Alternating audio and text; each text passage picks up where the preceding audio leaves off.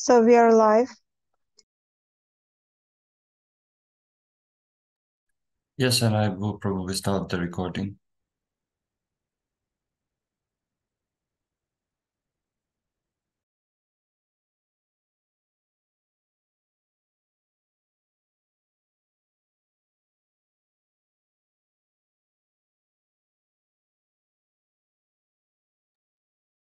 Okay, I see that everything works well. We're already in live. So hello, everyone. This is the annual Feuerbach 11 conference organized by Commons, Spilne, a journal of social criticism, a left-wing Ukrainian media about economy, politics, history, and culture. And this year, the topic of our conference is Dialogues of the Peripheries. Це щорічна конференція журналу «Спільне». Цього року вона носить назву «Діалоги периферій». Ви можете задавати питання у чаті, в Zoom або у коментарях під стрімами. Виступи також синхронно перекладаються з англійської на українську, навпаки. Тож заздалегідь я дякую нашим перекладачам. You can ask questions in the Zoom chat or in comments below the stream on YouTube. The presentations are translated from English into Ukrainian and vice versa. So thanks in advance to our translators for their work. So from now, I will speak in English. My name is Hanna Perehoda.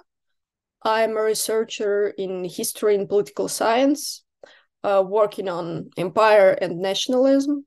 And I'm really honored to moderate our second panel, which is called International Insecurity, Building Solidarity in a Rupturing World.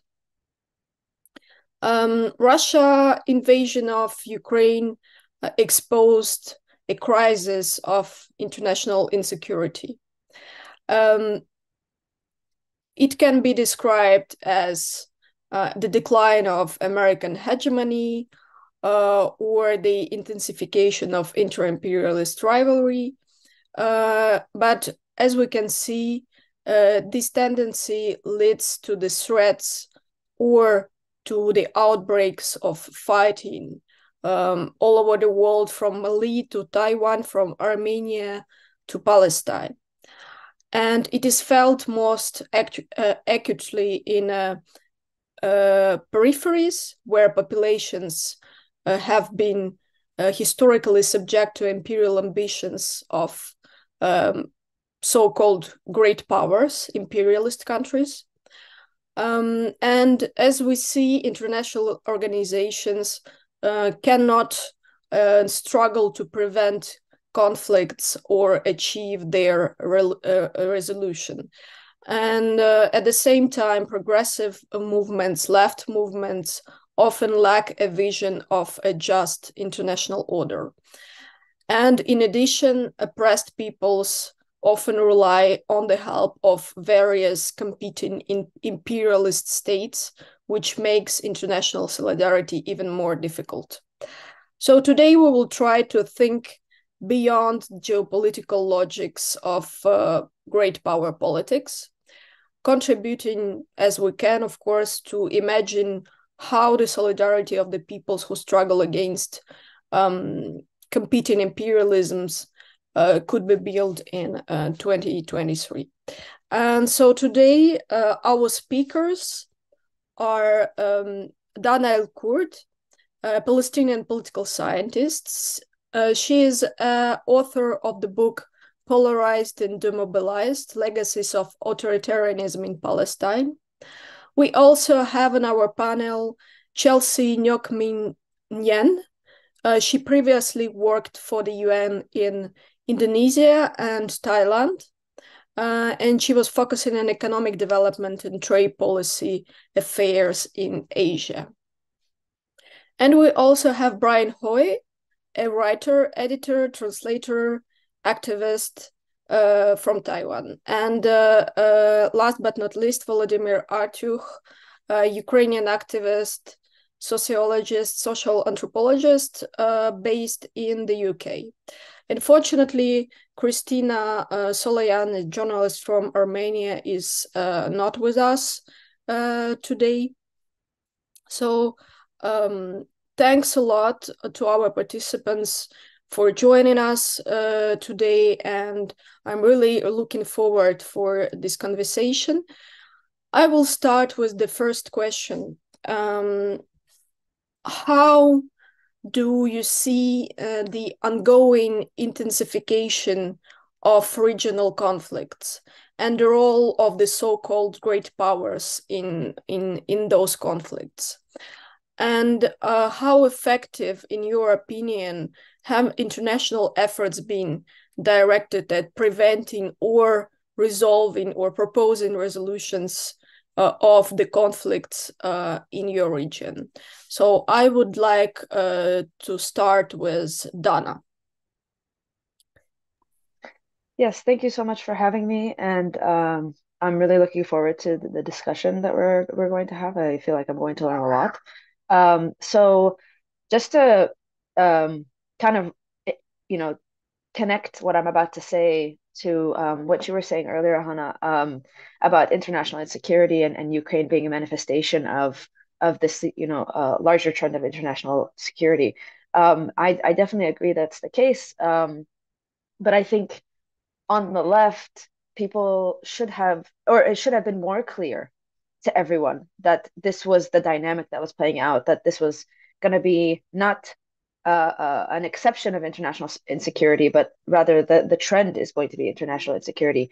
When in the aftermath of the fall of the Soviet Union, a number of these peripheries we're talking about continued to be oppressed, continued to not have their sovereignty claims met. Another example is when Syria was invaded by Russia in 2014, 2015. So all of these manifestations of international insecurity should have, I mean, it's been ongoing, and we should have been able to articulate a different vision, I think, long before something as big as Russia invades Ukraine. And now to get back to the actual question. So I think it's important to note that for my region, so the Middle East and North Africa region, and in particular Palestine, that international dimension and the international community, the failure of the international community has really led to the moment that we're seeing, both American intervention and other intervention. So in Palestine, for example, international intervention and particularly American intervention pushed the Palestinians into a peace process back in the 1990s that disempowered them, that denied them sovereignty, predicated on secret backdoor channels that didn't take public opinion or the Palestinian public opinion into account at all, that also actively sidelined local leadership and the grassroots. The international intervention in the Palestine case has also created conditions of political polarization and stagnation. So in 2006, for example, the United States is heavily involved in overturning elections in Palestine, funneling money and weapons into the outgoing party, creating infighting. For the last couple of decades, American and international intervention has created dynamics of hollowing out civil society, criminalizing and repressing Palestinian political action, both in the Palestinian territories as well as outside globally. So even in the global north. And then within historic Palestine, imprisoning, killing, or exiling any kind of political alternatives that emerge. American intervention in the last couple of years in particular, like since the Trump administration, has really been focused on sidelining Palestinians further. Specifically, I'm talking about the peace deals that the United States has been pushing for between Israel and the Arab countries that essentially completely ignores the Palestinian question. So the Abraham Accords was one manifestation, but even, the Abraham Accords was under the Trump administration. So for those not familiar, the Abraham Accords were these peace deals signed between Israel, the United Arab Emirates, Bahrain, and then eventually Morocco and Sudan as well. So that was highly criticized under the Trump administration for being, a a framework rather than for peace, but for basically authoritarian conflict management, etc. But despite the fact that Trump is no longer in office, the American foreign policy continues to pursue this as the main crux of their Middle East policy. So President Biden, for example, has also thrown his weight behind these normalization deals, these peace deals that completely sideline and skip over Palestinians and what they want. And today, with the current crisis, the current assault on Gaza, the lack of ceasefire, the fact that the Israeli government has unclear objectives, basically the entire dynamic that we're seeing that has led to over 10,000 Palestinians to be killed in the past few weeks, it's all co-signed and assisted by American intervention and Western intervention, particularly. Now, I'm focused, of course, on the American, because I'm talking about Palestine. Also, I apologize if you hear any background noise. My child is yelling in the background. So I'm focused on the United States because I'm speaking about Palestine. But if I were to kind of zoom out and discuss the broader region, and this applies to Palestine as well, but other types of international intervention, other sources of international intervention. So Iran or Russia, for example, has not been any better. It has increased levels of violence. It has weaponized these causes in a way. So we can, in the Q&A, for instance, if people are interested, we can talk about the Syrian example or the Lebanese example or Iranian intervention in any and all of these, and Russian intervention in any and all of these, because what we find in the Middle East is no international intervention has been useful for constraining states or upholding international human rights law or anything of that nature, and that's the fact that a Russia can do this maybe is expected, but when American or Western intervention is really similar, there's no distinction between its negative impacts. In fact, it might be worse. This bodes poorly for the kind of international system that we would want to build that can kind of uphold human rights and dignity. I think I'll leave it there, and we can talk more in the Q&A. Thank you, Dana. I would like to continue with Brian. Brian, please.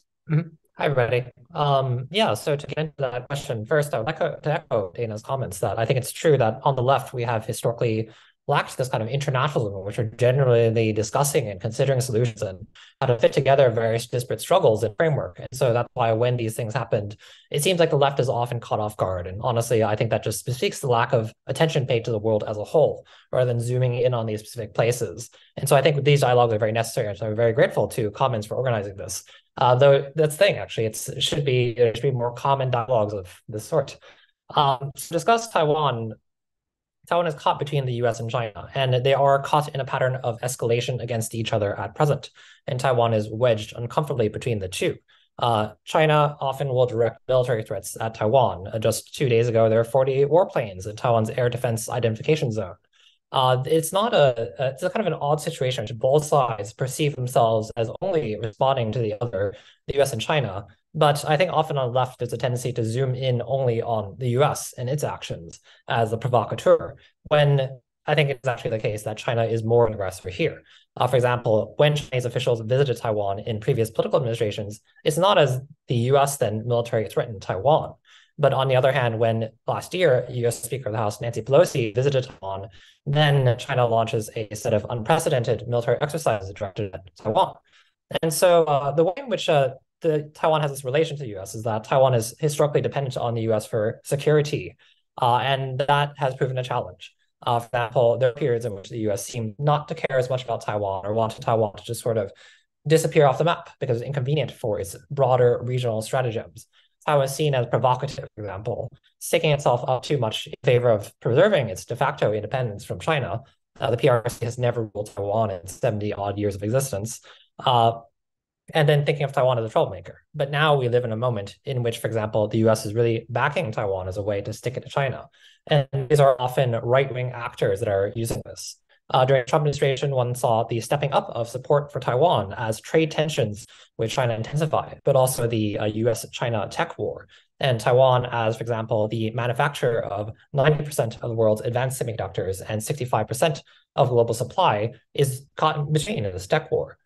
And then particularly now, after the Trump administration, one has these former Trump administration has-beens, US politicians that want to run for president perhaps, and will travel to Taiwan as a way to remain in the spotlight. But then I think that neglects the fact that, for example, the US backed the KMT in Taiwan for decades. The authoritarian rule of the Chinese Nationalist Party, also as KMT, which fits the classic pattern of when the US backs these right-wing authoritarian dictatorships in the interest of anti-communism, which in this case is directed at China. And the party that's currently in power is the Democratic Progressive Party, which is not really progressive, it's rather neoliberal, but it's a center-left party and does have some elements of progressive social policy. And it emerged from the democratization movement. So that's the political force that's in power. And it is now aligned with the US, which formerly backed its adversary, the KMT, the former authoritarian party, which is still around. And even as recently as 2012, for example, the US tried to sabotage DPP's presidential campaign through a phone call placed from the White House to the Financial Times, saying that we don't have faith in Tsai Ing-wen, was actually the current president of the DPP and of Taiwan, to stand up to China. And so I think this gets neglected on the left. There's just this reductive view of Taiwan then sometimes as though it was just a puppet of the US and that it's just the same as the KMT decades ago, as though this view of history of Taiwan then has not been updated for the left. And so Taiwan then is caught between two, but there's also these military actions from China. China will try to undermine Taiwanese elections. There's economic pressure applied to Taiwan. There's kidnapping of human rights activists, for example, that are Taiwanese that maybe pass through China just to visit friends or family, etc. There's also gang-related violence in Taiwan that occurs because of their connections with China. They're acting on behalf of the CCP's political views in Taiwan, and there may be direct connections with the Chinese government. And so there's a number of factors at play here, and Taiwan is caught between them. So thinking its way out is a difficult challenge, but I think that's something we should talk about. And I'm very excited to discuss further on that and leave it here and also save it for the Q&A. Thank you. Thank you, Brian. Chelsea, please. Can you hear me? Oh, yeah. Thank you so much for interventions by Dana and Brian. And I would like to continue from them as well. From the point of view of Vietnam, I speak from the position with a lot of contradictions because formally speaking, Vietnam is a country formerly ruled by a communist party. But it has its most intense geopolitical disputes with another country, which is also ruled by a communist party, namely China. And this was a fallout that intensified during the later 2 decades of the 21st century Cold War, in which the meltdown in socialist internationalism globally was most violently manifested between China and Vietnam. And this year has been a year of contradictions between China and Vietnam as well. In one hand, you have continuing maritime disputes between the two countries in the South China Sea. In May this year, Vietnam had to go through a 1-month intense standoff with China when Chinese vessels decided to harass oil and gas fields within Vietnam's legitimate exclusive economic zone. And these oil and gas fields are also managed jointly with Russia. And during this standoff, Vietnam invited Russia's, I think the party leader of United Russia, Dmitry Medvedev, to visit Hanoi in order to potentially intervene and to ask the Chinese to withdraw from the oil and gas fields. And following this visit, not much change happened. That's why it happened for 1 month. And during this visit, Russia also formally asked Vietnam to join a formal coalition called, I forgot the formal name of it, but it's something about combating neo-colonialism in response to Russia's invasion of Ukraine that it sees as a fight against not exactly Ukraine, but the whole entire West. And Vietnam didn't respond to it, which means that it actually rejected the invitation. And why is Russia so essential, which is also another point of contradiction from where I speak. Russia is Vietnam's most important and traditional military ally, dating back from the Cold War. It's also one of the reasons why Vietnam is officially neutral over the Russia's invasion of Ukraine. But beneath that neutrality, there are many diplomats and government officials who feel deeply disturbed by Russia's attack on Ukraine. For instance, Vietnam's Prime Minister Pham Minh Chinh, he met Ukraine's President Volodymyr Zelensky on the sidelines of the G7 meeting in Hiroshima in May this year. And he's the only head of state of a Communist Party-run country to have met Zelensky, which is quite significant. However, the lack of actual substance in terms of support for Ukraine, you have business communities and also civil society communities who have voiced their very loud opposition to Russia's invasion of Ukraine. But what am I going to say now is it relates to the left's weakness when it comes to foreign policy in general. It's not exactly unique to Vietnam, because of all policy areas that the left and generally all general populations around the world try to shape their outcomes. Foreign policy is among the most undemocratic policy areas for any ordinary citizen to intervene, and it's also this policy area in which the essence, the manifestation of citizenship, like try to voice opinions and shape outcomes, is the most difficult. And this is especially pertinent in Vietnam. I mean, it's not an electoral democracy, and it's very difficult to change the foreign policy directions of the Communist Party and the government because it's seen as the most sensitive area. But this is also to do with Vietnam's own traumatic experience during the Cold War. It jumped from various former alliances with great powers. For example, when Vietnam was divided between North and South, the South Vietnamese alliance with the United States ended dramatically and ended with the collapse of South Vietnamese as a nation state. And then with North Vietnam and later the unified Communist Vietnam, their former alliances with China and later on the Soviet Union led to wars with Khmer Rouge in Cambodia, a border war with China that lasted for 10 years, and loss of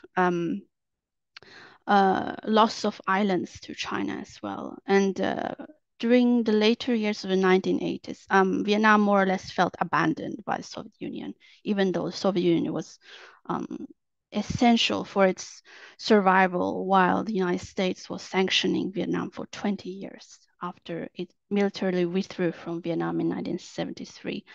And within the Soviet Union, Ukraine was essential. I mean, especially in terms of crops exports, food assistance, education assistance, and many other kinds of support. So again, the neutrality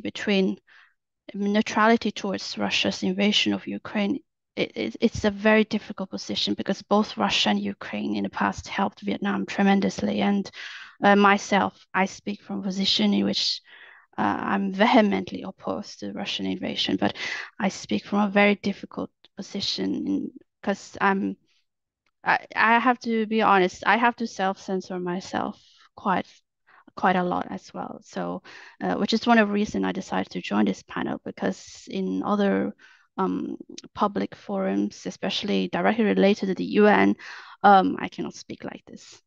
So that's my opinion.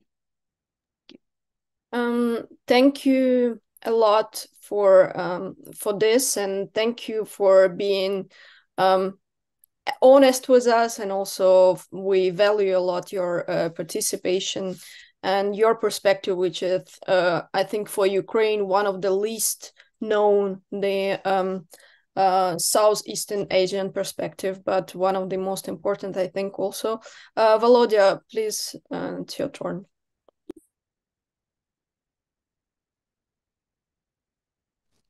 Thank you, Hannah.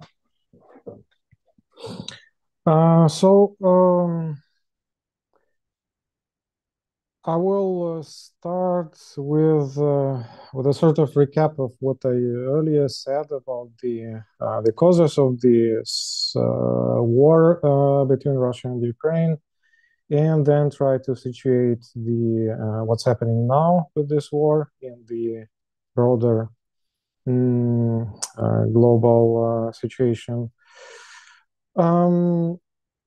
I said earlier that this war was not defensive on Russia's part. It was reaction. It's a violent and aggressive reaction. And reaction to what? And I think answering this question is quite important, both to the left and to a more general understanding of the current conjuncture. So American historical sociologist Michael Mann wrote a book in 2003, which he called an incoherent empire. So that was an early reaction to the American invasion in Iraq and in Afghanistan. And the major claim there was that the US imperialism is a harsh militaristic imperialism. But the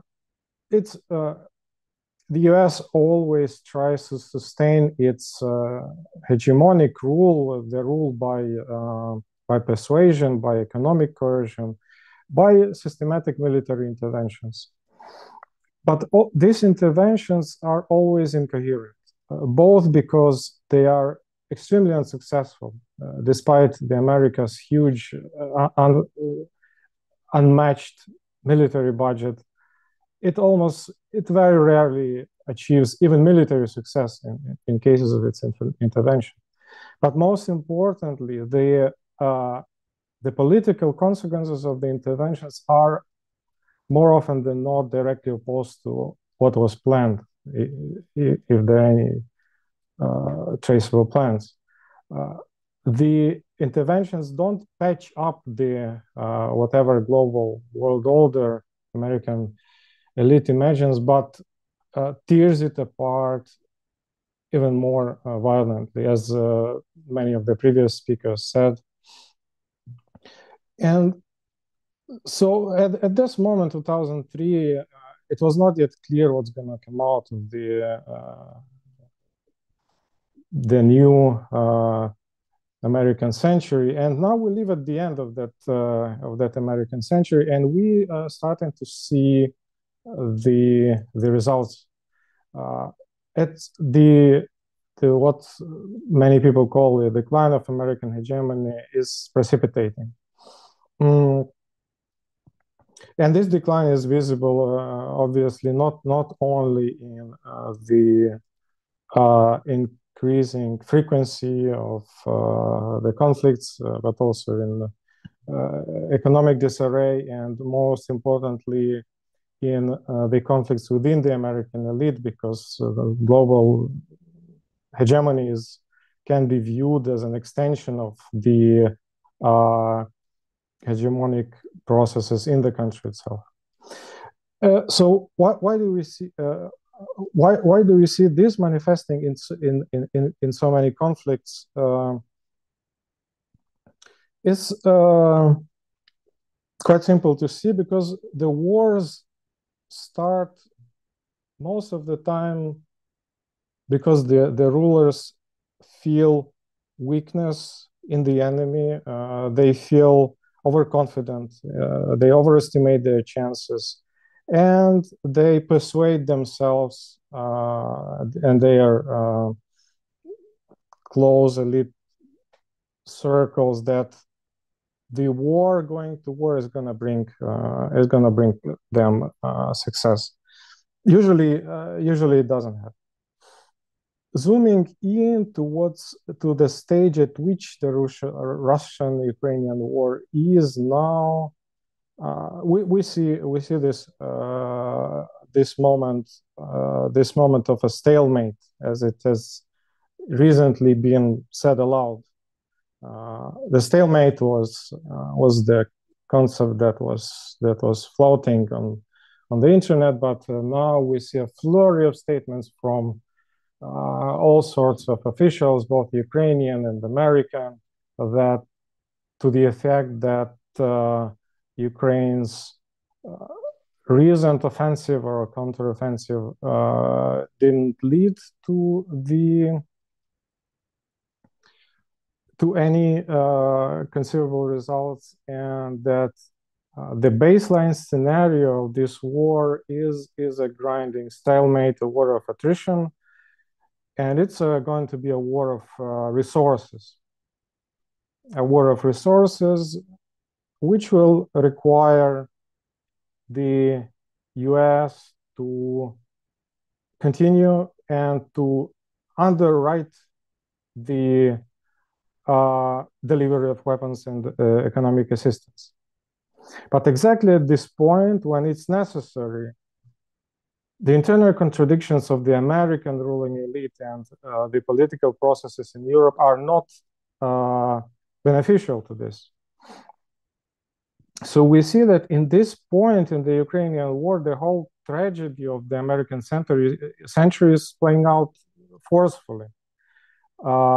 It doesn't transpire that the US had any clear plan of supporting of where its support of Ukraine will lead to. And it doesn't seem that in the crucial moment, anyone can come up with this plan. Now, all the decision-making is being explicitly pushed to the Ukrainian government and military leadership, which in itself breeds contradiction in Ukrainian politics. So we see a set of failures that merge, that breed each other and merge into each other. I see similar processes happening in other cases that have been mentioned today. See the dynamic between the US and Israel is this dynamic of lack of leadership and failure of planning that is being patched up by the crude military force that without any clear idea what's going to happen next. So yeah, I'm going to finish here as an initial thesis that I think I will try to develop later. Thank you. Thanks a lot. Thank you. And I will continue with my second question. And the second question is there, in your opinion, a potential of reforming the existing international organizations like the United States or the African Union, etc.? Because, well, they claim to provide an equal representation for all member states, but we know that they are very structured with all the imbalances in power, also in influence. This structure can disproportionately serve the interests of major powers. And in general, should the progressive movements, the left movements, engage with these institutions at all? Or we should privilege our grassroots activities without engaging with these huge institutionalist monsters? I would like to start with Chelsea. Given her professional experience, I would really like to know your opinion. Thank you, Hannah. From the institutional monsterish level that you mentioned, I will start from there. There have been two major attempts of reforms in the past 8 years. The first reform is a proposal which was initiated by France and Mexico in 2015 about denying the the five veto powers in the UN Security Council to not use the veto power in the face of abject war crimes, crimes against humanity, and ethnic cleansing / genocide. And this proposal has been widely discussed internally within the UN, and it gained galvanizing support following the Russian invasion of Ukraine. So by July 2022, it had received approval by 106 member states. Predictably, with the exception of countries as the United States, the United Kingdom, etc. In the face of the latest Israeli-Palestinian escalations, we see the contradictions in this proposal by the very countries that initiated this proposal to begin with, France. In spite of the differences geopolitically and in terms of national interest between, let's say, France and Russia at the moment, on October 16, when Russia proposed an immediate humanitarian ceasefire in the Gaza Strip, it was blocked by the United Kingdom, France, Japan, and the United States. And then the following day was the horrific bombing of the Al-Ali Baptist Hospital, which led to the day after when a more dilutedly worded proposal by Brazil was presented at the UN Security Council, which did not ask for ceasefire, but a some corridor for humanitarian aid. It was supported by France and Japan, and the United Kingdom decided to abstain. So the only country that blocked the resolution was the United States. And why do I say, like, regardless of the geopolitical differences between France and Russia? I mean, since yesterday, the UN Office of Human Rights have released 2 reports raising the alarm of an abject genocide happening across the occupied Palestinian territories. So this is a very clear, increasingly clear, not finally clear, but increasingly clear case of an potential abject war crime against humanity, and ethnic cleansing / genocide. So you see these competing and clashing interests between the great powers of the world, in spite of these generally constructive proposals for reform of the UN Security Council being pushed forward. Secondly, is the push to expand the number of permanent members in the UN Security Council. This has been pushed most vigorously by India, because unlike in the past, in the 50s and 60s, when it supported China to be the permanent member in the UNSC, now it wants a seat, and it's not formal application yet, but it's being supported by major Western powers. United States, United Kingdom, Germany, Brazil. And Brazil is also among the countries that also bidding for a permanent seat in the UNSC. But it's very difficult because, again, in this particular reform area, the admission of India into the UNSC is being blocked by another major power in the global south, China. It's being vigorously blocked by China. And this year, India held the G20 summit. And throughout the summit, there were so many differences and over petty things between India and China, to the point that it seems to be no point of return in the bilateral relations between India and China at the moment, which is another manifestation of how the global south itself internally, despite its wide diversities of politics and whatever, it's deeply divided. And so that was from the institutional monsterish level. Now at the grassroots level, from working for many years within UN institutions, what I see is that these institutions are stacked with goodwill people, like people generally want to, reform the UN and make it more accessible to grassroots organizations and to make a genuine impact on the ground. But I will be very honest. At this point, many governments, not just the people inside these UN institutions, they are more or less concluding that perhaps the UN is not reformable. It's not just a matter of itself being big, but no, the clashing interests between the great powers are so wide to the point that there's no subjectivity and agency for people on the ground to make an impact.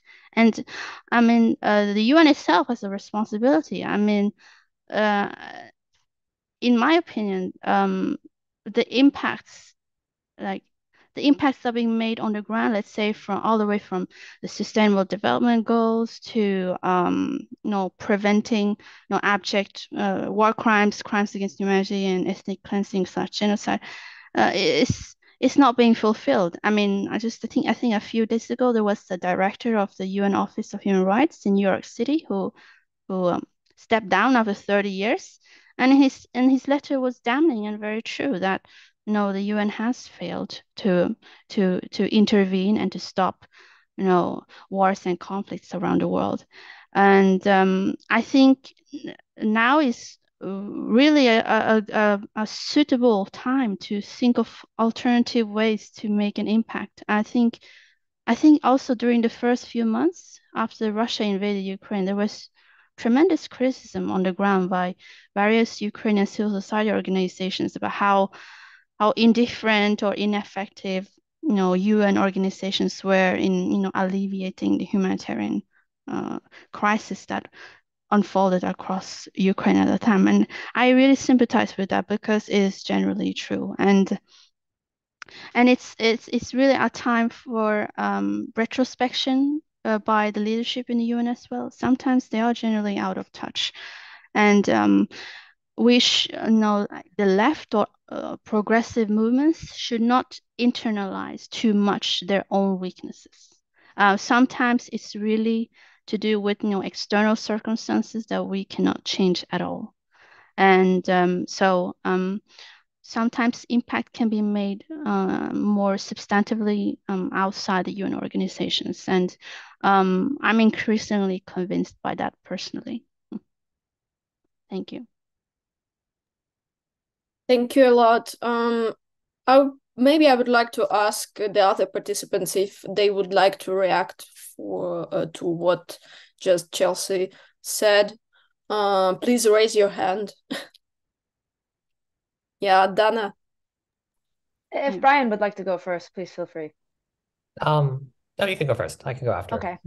I mean, I obviously do not have like thank you so much for your perspective, Chelsea. Like this, you have such a rich understanding of the internal mechanisms and a real clear view of how this works.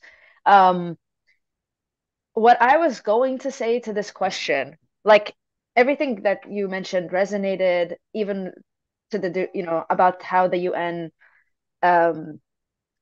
certain UN agencies fail in these times of crisis. So there's been a lot of critique from the Palestinian side about the UN RWA, UNRWA, and how they've been reacting to the assault in Gaza. But then I think about the UN as this system that emerges after the World War II, supposedly for collective security, and to provide safeguards against state impunity. And the problem is, as all the problems you mentioned, there's these, the global South is very authoritarian. It has these divisions. And of course, when there are these safeguards, they work selectively because it is, the UN is structurally flawed. There's the Security Council, there's a huge role for American hegemony and things like this. But at the same time, I'm wondering, like, we know that institutions are, like political scientists say, institutions are sticky. So, I'm not suggesting that our theory of change should flow through such institutions by any shape or form, or that, like, if we have 100% effort, even 10% should go to the UN. But I wonder if it's not also it's not also perhaps damaging to say we don't engage at all, because we want to try to push to expand the scope of these institutions to make them more robust. Because I think about, like, if that wasn't a worthwhile effort, even again, not the bulk of our effort, but even a little bit of effort. I think about how the Israeli government has spent so much effort trying to keep Palestine out of the International Criminal Court, and that it did seem to them like a very significant impact on the international system. So, I just wonder how we weigh something like that. And then I guess finally, like, I think about the world we envision, like what precedent is being set. So our issue, I think everyone here is in agreement. Our issue is that we don't want a world where might is right, where states are unconstrained, where they can ignore human rights law, where they can expel people. Expulsion has become, really the name of the game in Artsakh, in parts of Ukraine, in Palestine, where all of that becomes the process by which states behave, and where sovereign nations like Ukraine can be invaded. But the reason we don't want that is not because we just happen to dislike who's engaging in that. Like, we disagree with this world because we happen to dislike the United States or whatever actors engaging in that. We want to constrain authoritarian power and state violence generally. And so I'm wondering how much, like, the stated objectives of the UN can be worked with, even if maybe right now, as you mentioned, there are all these tensions. Of course, again, the theory of change, whether that goes through the UN or whether we start reforming domestic politics in the global south, is a different matter, and it's a big question. But yeah, that's all I wanted to say. Brian. Yeah, absolutely. I echo that as well. I think what's quite interesting is that on the left, particularly, I think it's a kind of reform or revolution question in some sense, that we in some way do want to reform the existing institutions, but we want different institutions, better institutions, alternatives that are not, at the end of the day, instruments for state power, in which they have come to this collective body or into it because they believe they can further their interests as states through that. And so, I mean, for Taiwan, there's long been the desire to enter the UN because Taiwan excluded. But I think oftentimes there's a very liberal imagination that is quite occluding, actually. That's the desire for recognition, but you just want access to the club of powerful states. And there are real world effects, such as being denied part of the World Health Organization, information regarding COVID, for example. Taiwan didn't have as much compared to other countries when the pandemic started. But then at the end of the day, I mean, Taiwan is often seeking joining these regional trade blocs like the CPTPP or military security dialogues like the Quad. And what happened then? I mean, Taiwan becomes part of the securitization of the region. Or you join a trade bloc like the CPTPP, what are the impact on Taiwanese farmers? We saw the impact decades ago of free trade agreements and so forth. Or AUKUS and the US military presence in the Asia Pacific. And Taiwan banks on strengthening those ties as a bulwark against China. But what about the kind of regional security or these tensions in the region? And so I think that's the real question then, because particularly in at least the Asia Pacific, another major regional bloc is ASEAN, the alliance of Southeast Asian nations. And Taiwan is not a member, but there's a lot of economic engagement and talk of strengthening that to kind of counter the threat of China. But what does that mean in terms of economically de-incentivizing Taiwanese companies from being so reliant on China so you can exploit Southeast Asian workers? And that's how you get away from this economic pressure from China on you, or military ties. And then when you look at ASEAN, it's also one of these bodies that doesn't say anything about the ethnic cleansing of the Rohingyas in Myanmar, for example, or the civil war that goes on there, where airstrikes are being carried on with such frequency that's on par with Ukraine against civilian populations. And so I think that points to something about the nature of these international institutions, but then how we as leftists want to push for reform, but also to go beyond. And I think keeping that both in mind, and that's not an either or question, I think is quite crucial, but then without just channeling efforts entirely into one avenue or the other in that sense. Volodya, do you want to add something to this? Yeah, briefly, I think I agree with the previous speakers. I just want to note that probably so what's happening now and why it's dangerous is because the subversion of international frameworks, not only the UN but other pre-existing blocs like the Russia-led Security Cooperation Organization and so on, they are all being subverted in favor of projected or emerging coalitions or bilateral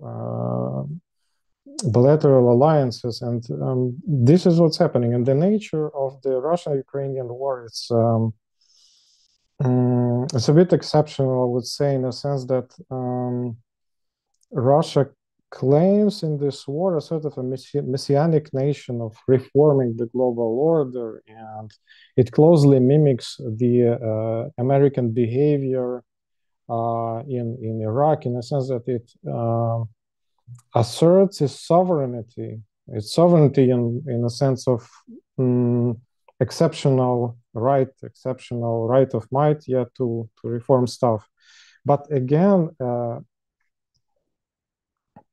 yeah, it's really bad. It's terrible. But even worse than that, Russia, in doing so, in trying to live up to the role of a global sovereign, it fails miserably at its own project of regulating anything in its vicinity.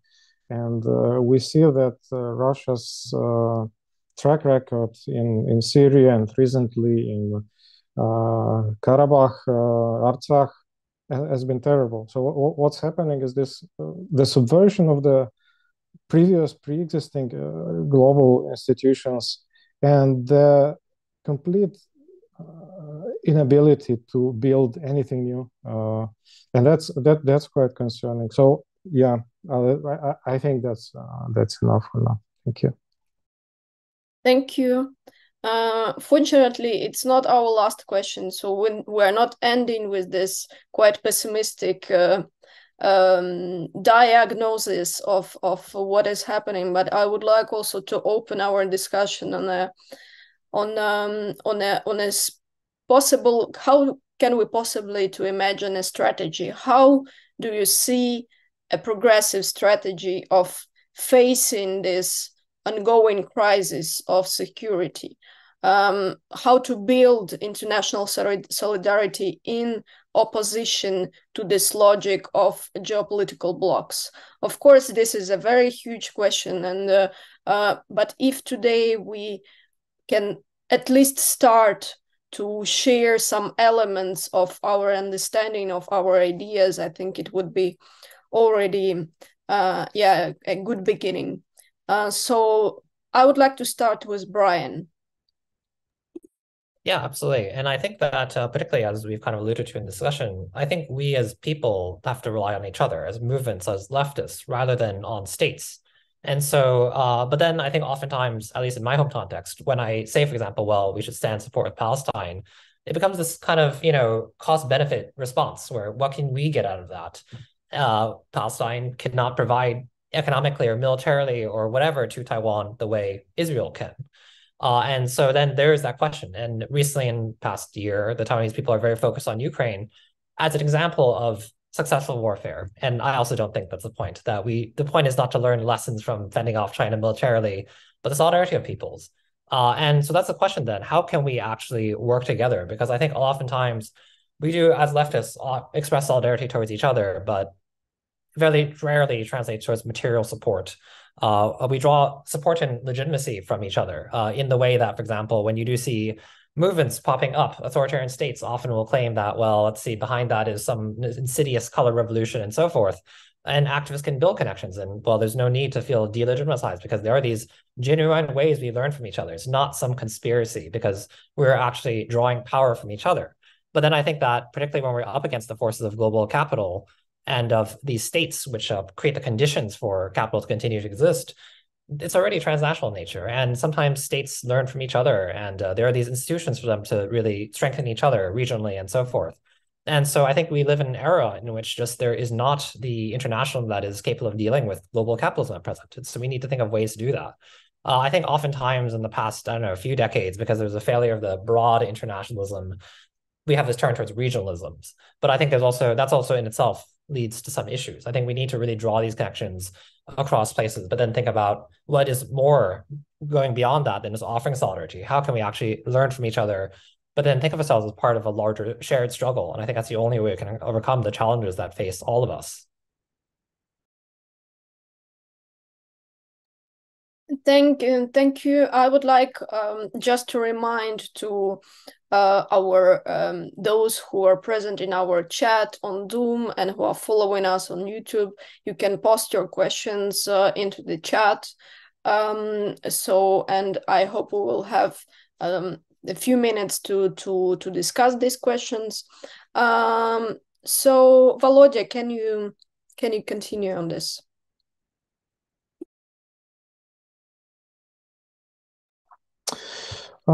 Thank you. Yeah, that's the hardest question. I think we are not here for answers. I think that's it's too hard a challenge. I would draw attention probably. Okay, so there are three levels. We have knowledge production, the institutional cooperation, and the collective action in some domains. And I think, as paradoxically as it is, the level of cooperation somehow works simply because we managed to get together and talk somehow, and we even managed to sign letters and so on. But I would say it is expected from the left to think and talk more than to act because they lack power. But I think there is a problem also in the sphere of knowledge production too, and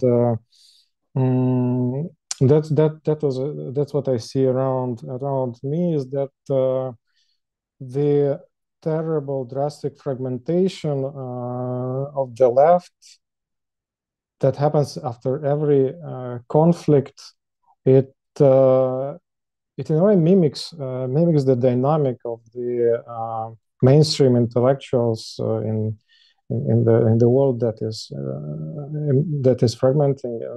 It's visible that we ourselves are losing the capability to offer not only precepts, not only vision of the future, but also the basic analysis of the situation in front of us. And this analysis should not be limited to single people expressing their opinions or citing their works, but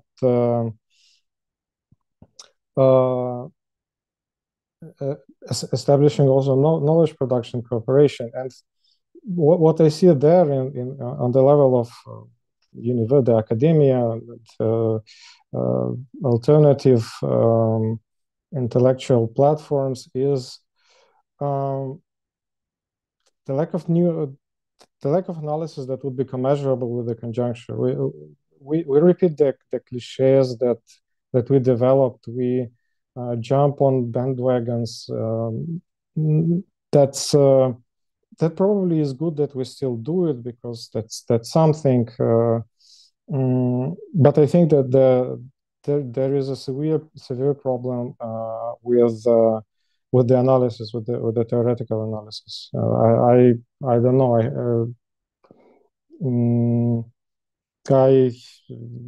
If we have time, we could also touch upon this in a bit.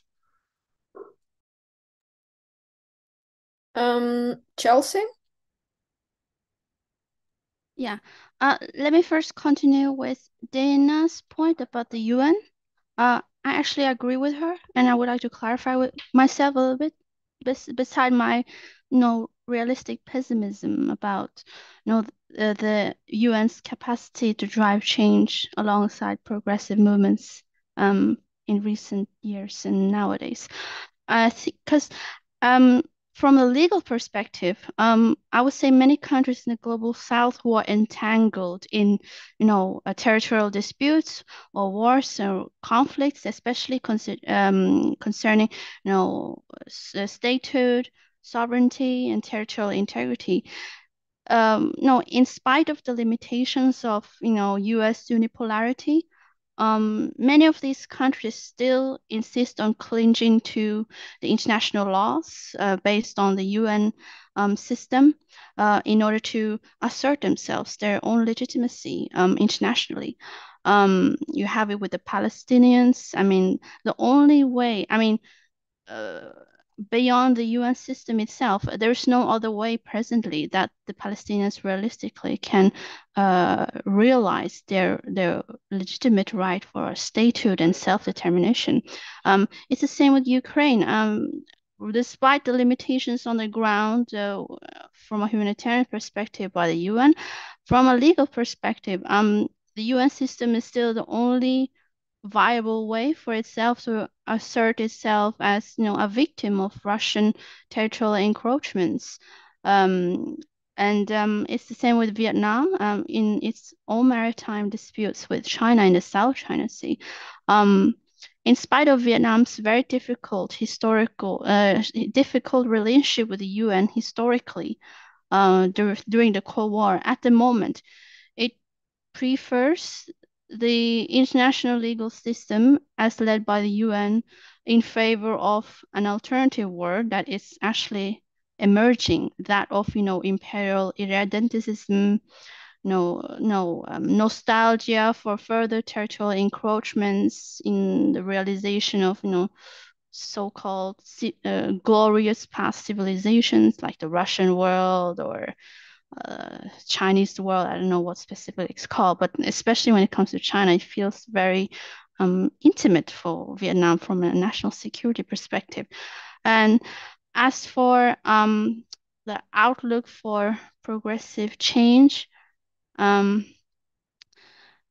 I think what the issue with the left is, one thing is vision, another thing is a reality that in order to execute a certain vision for a progressive foreign policy or an internationalist one, you need political power through political parties or through in any way to gain a state power so that you can actually execute your vision. And I think that's the trap of the left at the moment, because you see a lot of leftists, they in pursuit of power, in order to execute their final vision for foreign policy or whatever, they end up becoming state apologists in the process, and they end up dismissing genuine suffering that many people go through in the process. For example, with the civil war in Syria, you have many leftists supporting the Assad government, regardless of abject evidences that it's not a war between bad and evil here. Like governments in the global south are not always right, and that's true, especially in the current age compared to during the between 1945 till 1980s.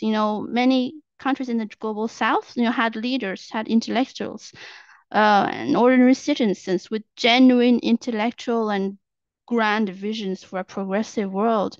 They were driven by moralistic imperatives, irrespective of their limitation. Whereas nowadays, I cannot point out a single state leader in a global south who actually think about deep questions for an alternative progressive world. Nowadays it's more about cynical geopolitical calculations, cynical positioning of where one stands in the geopolitical game between great powers, in which a kind of neutrality void of much political progressive content is being celebrated.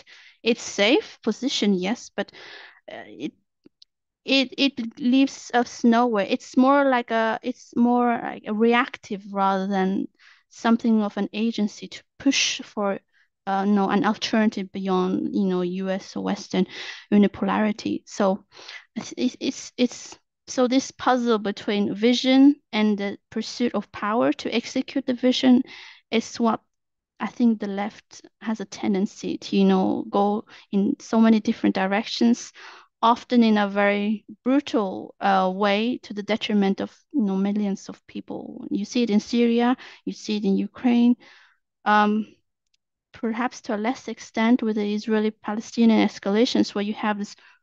I think the left is more or less united behind Palestine, but I am definitely with Palestine. But within this movement, you have voices that have not been so supportive to Ukraine's own self-determination, progressive movements in Syria and other parts in the Middle East. So what I fear after all these horror shows happening around the world is that genuine human rights violations, abject crime, war crimes, or genocide, the denial of such is going to be rife because as we see in Israel, Palestine now, the polarization between two or more different camps is getting more intense, and it's a matter of compliance rather than, let's say, the stated objectives of institutions like the UN, which I think many people around the world widely consent on. Thank you. Thank you so much, Chelsea. Dana, please, it's your turn. Yeah, I just want to say thank you to everyone for such a interesting view, and especially to Chelsea for kind of outlining it so clearly, the vision versus the lack of power. I think that's very on point. I just want to, I guess I'll be very brief, but because everything has been so well articulated already, but I want to go back to Brian's point about, solidarities with people and that, we should care about what's happening everywhere. I mean, obviously, like there needs to be a moral underpinning for why that's the case. I mean, that's the left claims to have this moral underpinning that they don't want oppression and they don't want inequality and all of these things. But I mean, even on top of that moral underpinning, like this is a strategic issue. What happens in Syria impacted Ukraine, and what happens in Ukraine will impact Palestine and vice versa, So the precedent we're setting for the world is we're all going to face it. We're all going to become less safe. So I think, I mean, in terms of like what we do, I do think we have an issue with information, and we have an issue, as was already mentioned, with theoretical analysis. So I think that's the first step, is to practice solidarity and to educate. So these kinds of meetings that break that campist polarization, where you see a Ukrainian solidarity with the Palestinian people, and you see people from different positionalities discussing these things. I think this is very important. Like we're demonstrating an alternative vision just by doing something like this, and then also aligning goals and strategies in our individual sphere, like aligning them across different domestic spheres. So in particular, I'm thinking about, because I'm a Palestinian, but I live in the United States.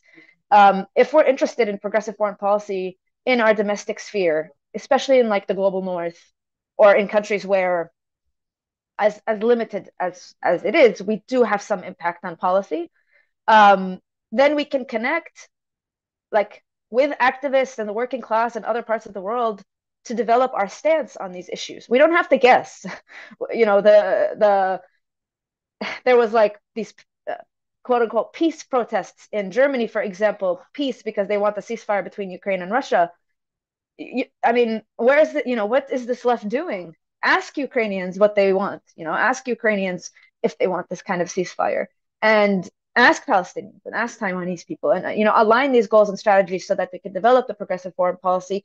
Obviously, it's a long road in these domestic spaces to articulate that progressive foreign policy, get people on board, try to build power, etc. But I think there are obviously more opportunities in imperfect democratic systems than there are in other places to push that. So from my positionality, that's what I think about. And then I guess the last thing I'd say, like just to keep it really brief, is that like our enemies learn from each other. Authoritarian forces learn from each other. They coordinate with each other on surveillance, on repression, on military dominance. So we must also learn from each other.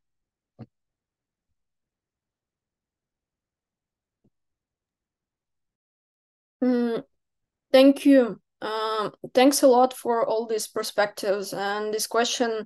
I feel like it is very important for all of us of how we are trying on our level to articulate the demands for political efficacy, but also moral integrity in this very complicated world of geopolitical games that we have no control upon. I have a question in the chat, and I think it is a question for Dana, if I understand well. Could you elaborate on the position of Ukrainian left in the Israel-Palestine conflict, referring to the last question about the grassroots solidarity and the pragmatic of sticky institutions and self-positioning in the global perspective? I think maybe it could be a question for Volodya and also for Dana, like both perspectives are welcome. So Volodya, let's start with you. The question is in the chat. Fortunately, I don't see it for some reason. Just a second. So it's the question about the position of the Ukrainian left. Ukrainian left in the Israeli-Palestine conflict. Yeah, please go on. You can read, obviously, the letter of solidarity with the Palestinian people that's been published on Commons, and you can read some other interventions. The problem is, I mean, there is obviously the solidarity based on empathy and based on humanitarian concerns. Unfortunately, there hasn't been a sustained political debate among the Ukrainian left or across our allies, simply because of the extremely suffocating ideological and political climate. The letter of solidarity that was published on Commons was immediately attacked, was a DDoS attack, and it was possible to reach it for days, and the debates become impossible in public sphere because of immediate attacks from all sorts of opinion makers and bots and whatever, and it's really unfortunate because Israel's war shows that it's one of the turning points of this year, and the left should have reflected more on this. But obviously the point is that most of the Ukrainian left, except for some small groups, agree on the solidarity with the Palestinian people in their suffering and in support of their right to oppose colonial domination. But that, unfortunately, is in complete, it is at odds with the official position of the Ukrainian state. And that position doesn't seem to be unmovable, although it's a drastic departure from how Ukrainian foreign policy towards Israel and Palestine developed in the previous years. But as I said, there is almost no room for public discussion on that question. And could you elaborate a little bit more on the, because I have the second question from Chelsea on the Ukrainian government. How does the Ukrainian government navigate in terms of diplomacy in this context?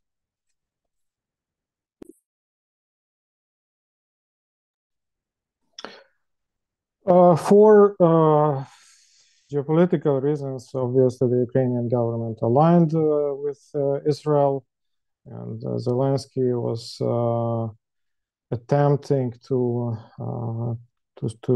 visit Israel and to show full support for Netanyahu's government. The official public discourse follows this. The patterns of Ukraine's voting in the UN is obvious. The the discourse in civil society is mostly pro-Israeli, and that is connected to how Ukraine's defense against Russia is imagined by the civil society and by the government. So, unfortunately, there are no glimpses of like anything changes on this.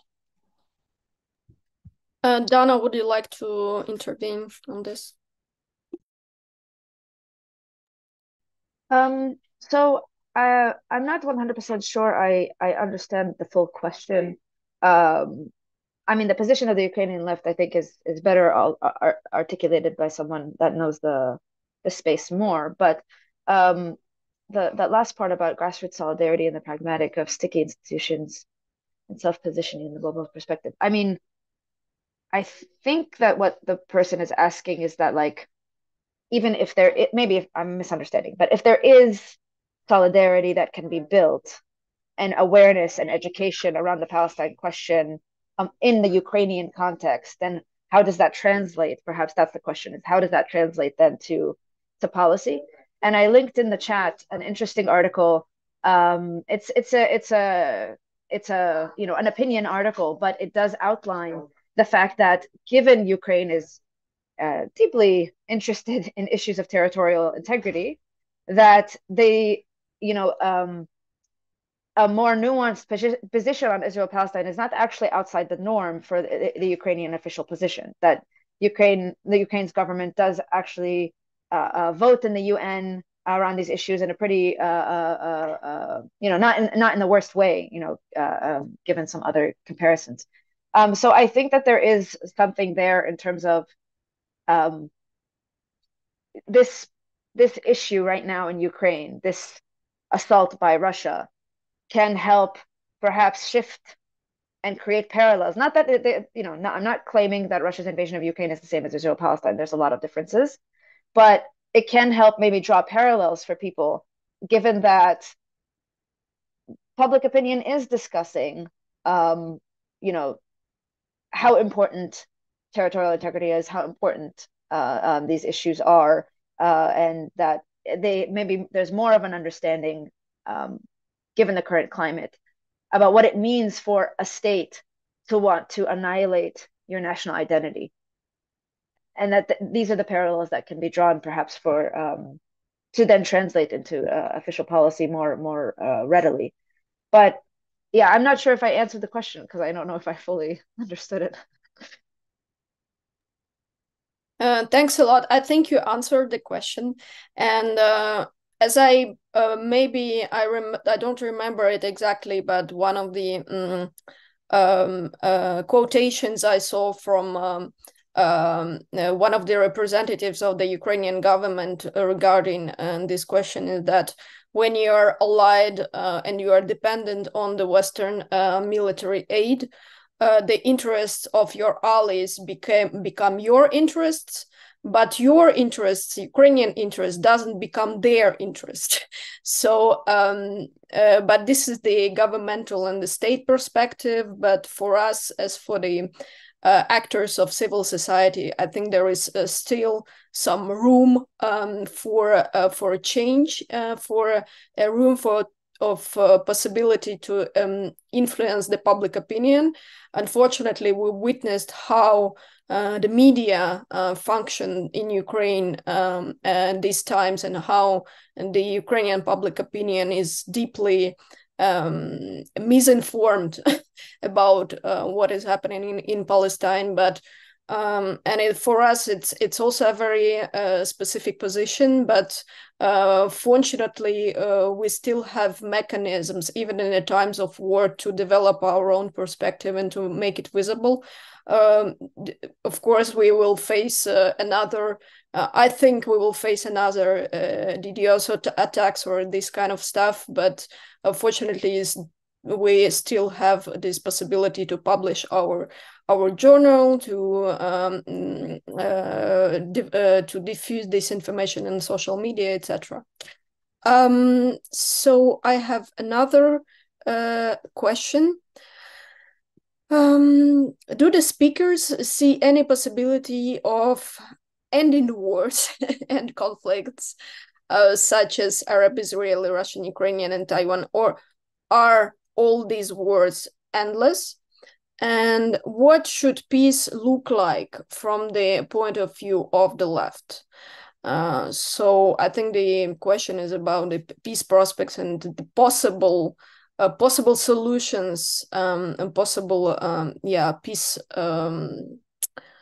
division of peace from the left. So I don't know if somebody feel like, yeah, Dana, please. I mean, because I see the Arab Israeli in there. So I don't think that, like, the reason we have had conflict, Arab Israeli, somewhat separate, I mean, related, but somewhat a separate set of issues than the Palestinian Israeli. So just to distinguish those two things. But the reason I think that maybe we have seen more normalization on the Arab Israeli front, they're normalizing relations. There's not been conflict on that front in many decades, versus the Palestinian Israeli continues to be an issue, is not because it's endless or it's because there's no way to articulate some sort of shared future. It's because the international community has empowered one side and completely sidelined and ignored the other side. We've seen this in US mediation efforts, whether it's the Oslo Accords, whether it's the Camp David attempts in the early 2000s. Every intervention by the international community has not actually tried to solve the problem. They have tried to create a slightly less violent status quo, or reapportion the violence so that only one side is really facing it and the other side can maybe build a more normal life. But the underlying issues are very clear. The underlying issues are the original expulsion of 1948, which created a refugee problem, the continued expulsions around 1967, which exacerbated the refugee problem.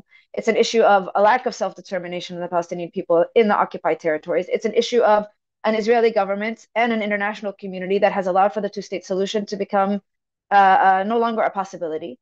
And nobody has updated any of their approach to the Israeli-Palestinian conflict in decades, to absorb, to acknowledge that these changes have happened.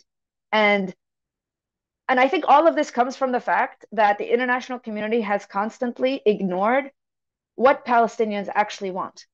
And what I mean by Palestinians, I don't, they have no problem, picking particular leadership and negotiating around self-proclaimed leaders. But they haven't done referendums with the Palestinian public. They haven't asked what the Palestinian public actually wants or needs to sustain an end to the conflict. And I think that's the crux of it, is that, like, these negotiations have never been about resolving. They've been about maintaining certain status quos. And the Palestinian, public opinion has not been involved in any way, shape, or form. And we know from previous examples around the world that is possible. When the IRA and the British government in Northern Ireland were in negotiation, they had referendums. They had 2 referendums with the Irish people in Northern Ireland about whether or not they accepted the terms of the Good Friday Agreement. I don't understand why. I mean, I know why. It's because people in the global South are not included or are not seen as a valid participant in their environment. They're not allowed to have democratic participation in their environment. But I mean, that's something that we need to discuss. So anyway, sorry, I went off on a bit of a tangent. But the point is that I don't think that it's endless. I just think that we've never really had a serious attempt to resolve it. And that's why we're seeing these escalations in violence, these explosions. Thank you, Dana. Brian, please. Yeah, I mean, I think that we all believe that peace is possible and that war is not endless. Otherwise, we'd not be here. But I think what we can look to is that there are these structural parallels. And so when you are a smaller polity caught between great powers, quote unquote, then your voice is not listened to. And international discourse is often only in terms of those great powers negotiating with each other about your fate without consulting what you think about your fate. And so in Taiwan's case, for example, if there's a referendum on independence today, and the results were something that China did not like, they would attack. And the US also does not want a referendum on independence and has tried to undercut anyone who tried to push for that politically, because that would also cause regional disruption. And so then Taiwan's fate is discussed in terms of the US and China, irrespective of what the views of people here are. But moreover, I think what is quite alarming oftentimes to me is then there's a strange view, I think, particularly from the US, that, well, from the left, a self-flagellation that, well, if we cut it out, if we don't back these people in Taiwan that just want their to maintain their democratic freedoms, then China will drop everything as well. And it's a very Western-centric notion that you're the only prime mover in the world. Actually, the other side, if you stop it, they'll just stop it too. And that's not the case, because great powers, there are those parallels, and they all, I think, want to expand their power in that way.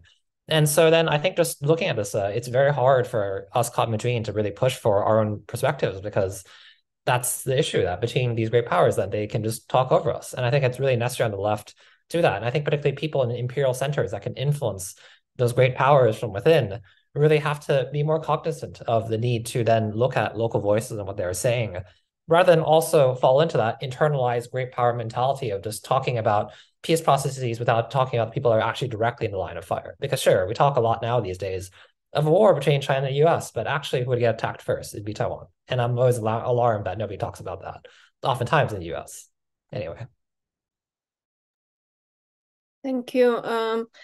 So we have a few minutes left. If you have, so Chelsea and Volodya, if you have some final words also on this question, and maybe on something which we didn't have possibility to discuss and you would like to touch upon, please, Volodya, go on. Well, so I'm not qualified to talk about the other cases. In the case of the Russo-Ukrainian war, so we have a return of mentions of a possible ceasefire or peace negotiations, and that comes increasingly more often from the US, from some unnamed sources. It's also now mentioned by some Ukrainian politicians, and which is new. This is an incoherent response, right, to the perceived stalemate of the war. What is the likelihood of this of peace negotiations and a ceasefire? I think it's very low. If you listen to what Russian politicians and knowledgeable commentators say, the Russian ruling elite is quite confident it can win the war, and the stakes are now perceived by them to be higher. They feel the opportunity. They feel they have all the resources. Their economy is increasing, so they will not go for negotiations. Yeah, they will push for their whatever they see as the final solution to the Ukraine question. So this war is not going to end soon, and it's still quite volatile. As to the wars everywhere and so on, yeah, if my general diagnosis is correct, they are going to increase. The frequency of conflicts is going to increase, and the left needs to think, needs to take account this perspective, and to think very seriously about its own existence and functioning in times of increasing hostilities. Think ahead of where they might erupt next. The other important dimension, which we shouldn't forget, is the strategic dimension. The talks on nuclear non-proliferation that luckily seem to be renewing. But at the same time, the counter tendency is that Russia keeps its nuclear threat on simmering fire. That's another dimension that we should, that we should not look away from. Thank you. Chelsea, your final word. Yeah. I agree with everyone. I'd like to continue Brian's point about Taiwan. I don't think the Taiwan question will be over anytime soon, and it's important regionally in Asia because if a armed conflict takes place, it will implicate most of Southeast Asia because Taiwan is also a claimant of various islands and maritime areas in the South China Sea. And another reason why Taiwan question will go away anytime soon is because the agenda of liberating Taiwan in Beijing, it's not only a consensus within the party and the government, but also wider in the population. It's so nationalistically seared in the minds of most ordinary Chinese person that I personally unfortunately I see a very violent outcome out of that because it's an issue of unrestrained nationalism that is also to some extent also nurtured by this wider geopolitical intensification around the world, like and growing insecurity in the United States as well as China. And also I would like to continue Volodymyr's point about the Ukraine war. Yeah, there's been a lot of discussions and also more media coverage lately about how, some segments in the Ukrainian government and also in the public of perhaps feeling that the tide is not being very favorable to Ukraine, given the new wars happening in the Middle East. What I fear is that I see Ukraine in the similar position as Vietnam during the Vietnam War in 1968, when it launched the military offensive called the Tet Offensive across southern Vietnam. It was a military defeat for the communist forces, but it triggered such a shock impact politically across Western society, especially in the United States. That's why you have this term, the 1968s. And some people now even comparing that to the Hamas massacre on October 7th. It was a horrific crime, but it might, ignite a very transformative implication across societies, not just in the West, but also across the Middle East and Islamic world now. I personally, throughout my career, I've not seen such popular rage being expressed by Gen Z, by young diplomats and activists across the Middle East and Islamic world as what's happening at the moment.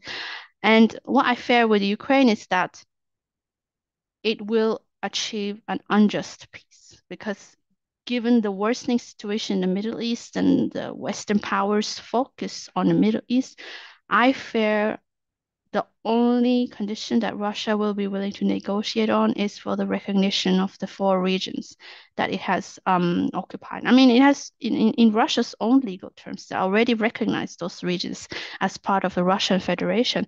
I mean, that alone makes any starting point for just negotiation very difficult for Ukraine. But given objective reports about difficulties with army recruitment, lack of adequate arms support and supplies from the West, etc., I think the tide is worsening. And also when leakages of rumors about EU countries or NATO countries being increasingly less inclined to fasten the process of admitting Ukraine to either the EU or NATO, it's very concerning.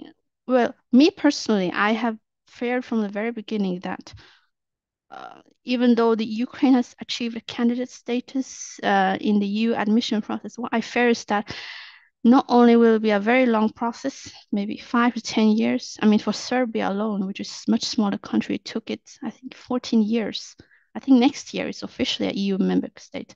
And as for NATO membership, as a security guarantee, personally, I don't think it will happen. And now Washington, D.C. and other European capitals are flirting the idea of non-NATO security guarantee for Ukraine, which personally I don't trust either because I mean what happened after 1994 is quite obvious, and also following the Minsk agreement. So I think it's a point of retrospection for Ukrainian government and also the public, like what alternatives for its own security can be pursued, because otherwise it will be trapped between the West and also Russia's own maneuvers. So like the ex-foreign minister of Ukraine said, when we ally with the West, our interests are with the West, but the West interests are not always with ours. And I think now it is manifesting itself increasingly. So that's largely correct. I would just add that Russia's ambitions are probably much larger than just this annexed regions that is described in the constitution, and that's my fear that even the unjust peace is not feasible anytime in the future, because the odds are not in favor of Russia stopping even there. But we'll see. But largely, you're right in your analysis with in relations between Ukraine and its allies. Thank you. It was a wonderful discussion, and thank you very much. Unfortunately, we're out of time, so I cannot continue with the questions we have in the chat. But I would like just to say the same thing that was said by Simon Pirani in the chat, that by holding such discussions, we're, I hope, starting to address the problems, and it gives us the basis to share information and to develop our analysis. So thanks a lot. Thanks to our participants, and a huge thank you to our translators who do a wonderful work in actually making the international solidarity practical. That means translating the perspectives of the comrades in other countries to the Ukrainian audience and vice versa. Our next session will start at 6 p.m. Kiev time, and it's called Women During the War, Between Defense of the Country and Lack of Social Security. Thank you again, and I hope we will continue this discussion, and it was a great pleasure. And let's not lose hope. Let's not lose optimism. Let's stay pessimist in our reasoning, like realist in our reasoning, but optimist in our struggles. So have a nice evening, and for those who will join us for the next session, see you soon. Thank you. Thank you for the fascinating discussion. Thank you.